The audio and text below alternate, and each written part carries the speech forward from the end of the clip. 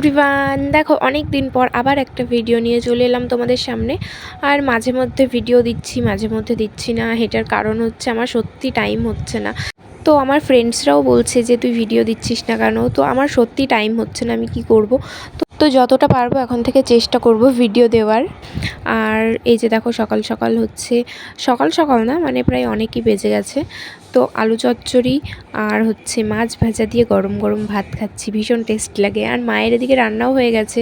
এদিকে হয়েছিল পটল মাছ, রসা রসা বাটা মাছের ঝাল, এদিকে মাছের তেলটা ভাজা হচ্ছে, ভেন্ডির তরকারি, ওদিকে বাবা ভাত খাচ্ছে।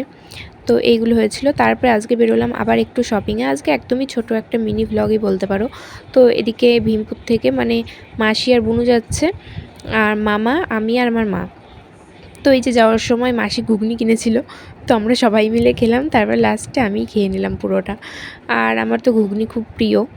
তারপরে এই যে চলে এলাম আমরা যেখানে যাই বাজার করি, ঢাকেশ্বরীতে। তো এই যে তারপর ট্রায়াল রুমে মা একটু একটা কুর্তি দেখছিল পরে, মানে কুর্তি বলতে একটা 3 পিস। তো মায়ের ওটা পছন্দ হলো না।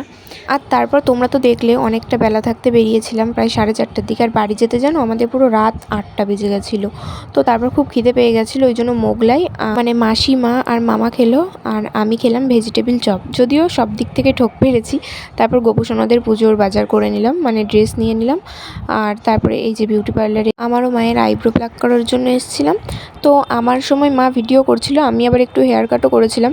কিন্তু আমি যখন হেয়ার কাট করছিলাম তখন হচ্ছে মা এদিকে আইব্রো প্লাক করছিল। তো যেই কারণে দুজনই ব্যস্ত থাকায় কেউ কারোর ভিডিওটা করতে পারিনি। তো আমিও হেয়ার কাট করেছি, মা করেনি। তারপরে কসমেটিক্সের দোকানে গিয়ে, এখানে ভালো ছিল না, পরের একটা দোকান থেকে সমস্ত কিছুটা নিলাম। তারপরে জুতোর দোকানে গিয়ে জুতোও পছন্দ হলো না। তারপরে বাড়ি চলে এলাম অনেকটা রাতেই। তো আজকের ভিডিওটা এই পর্যন্ত, কেমন লাগলো জানিও। Bye bye.